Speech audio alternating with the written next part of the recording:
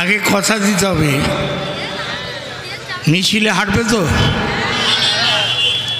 আমি কিন্তু অনেক দূর থেকে এসেছি কথা বলার জন্য না, মিছিলে হাঁটতে চাই, চিৎকার করে স্লোগান দিতে চাই। সংক্ষিপ্ত কথা। আর মুশকিলটা কি, বাইক ধরলে পরে সময় ঠিক থাকে। বয়স 82, সংখ্যাটা কিছু না। আমি ভাবি আমার বয়স এখন 28, 82কে উল্টালে কি হয়? যতদিন বেঁচে থাকবে, যে মতাদর্শে বিশ্বাসী, দুনিয়ার মজদুর এক হও, সেই স্লোগানকে বুকে নিয়ে সুন্দরবন চষে বেড়াও জীবনের শেষ দিন পর্যন্ত। আমি খুব কম কথা। সন্ত্রাসবাদীর বিরুদ্ধে আমাদের লড়াই। সন্ত্রাসবাদের কোনো জাত নেই। সে হিন্দু হতে পারে, মুসলমান হতে পারে, শিখ হতে পারে, খ্রিস্টান হতে পারে। সন্ত্রাসবাদের কোনো জাত নেই। আমাদের দেশের অভিজ্ঞতাই স্মরণ করুন। সৃজন বলল, কে মহাত্মা গান্ধীকে খুন করেছে? কোনো মুসলমান? সে তো মুসলমান না, সে তো নাথুরাম গডসে, সে তো হিন্দু।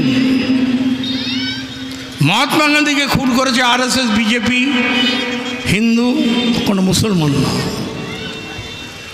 আচ্ছা, ভারতবর্ষের প্রধানমন্ত্রী ইন্দিরা গান্ধী, তাকে কে খুন করেছিল? কোনো মুসলমান? সে তো শিখ। রাজীব গান্ধীকে কে খুন করেছিল? কোনো মুসলমান? তামিল। সন্ত্রাসবাদী যারা, তাদের কোনো জাত হয় না। আমেরিকার প্রেসিডেন্ট ছিল কেনেডি, সাদা চামড়ার লোক। বিমানবন্দরে সেও খুন হয়েছিল সন্ত্রাসবাদীদের হাতে। এই সন্ত্রাসবাদের বিরুদ্ধে আমাদের লড়াই। এই লড়াইটা মুসলমানদের বিরুদ্ধে লড়াই না। যারা সন্ত্রাসবাদী, সে হিন্দু হোক, মুসলমান হোক, খ্রিস্টান হোক, তাদের বিরুদ্ধে আমাদের লড়াই। ভারতবর্ষ স্বাধীনতার পর তার বৈদেশিক নীতি ছিল জোট নিরপেক্ষ। বৈদেশিক নীতিকে আমরা, আমাদের পার্টি চিরকাল সমর্থন করেছি। এই পহেলগামের ঘটনা তো, যারা জঙ্গি, যারা মদতদাতা, তাদের বিরুদ্ধে আমাদের লড়াই। লড়াই পাকিস্তানের সব মুসলমানদের বিরুদ্ধে না। লড়াই পাকিস্তানের সরকার, যারা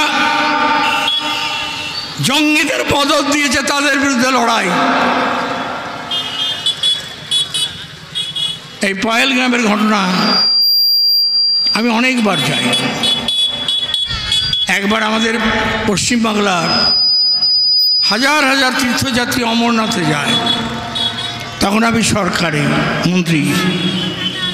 তুষারপাতে অসংখ্য তীর্থযাত্রীরা বরফে চাপা পড়ে মারা যায়, তাদের উদ্ধার করতে যাই। একটা প্রশ্ন আমার মনে, আচ্ছা পহেলগাম,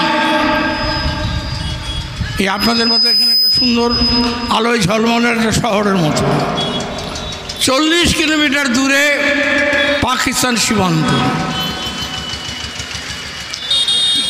কাশ্মীরে সীমান্তবর্তী ঘন ঘন পুলিশ, মিলিটারি, বিএসএফ। মনে প্রশ্ন জাগে,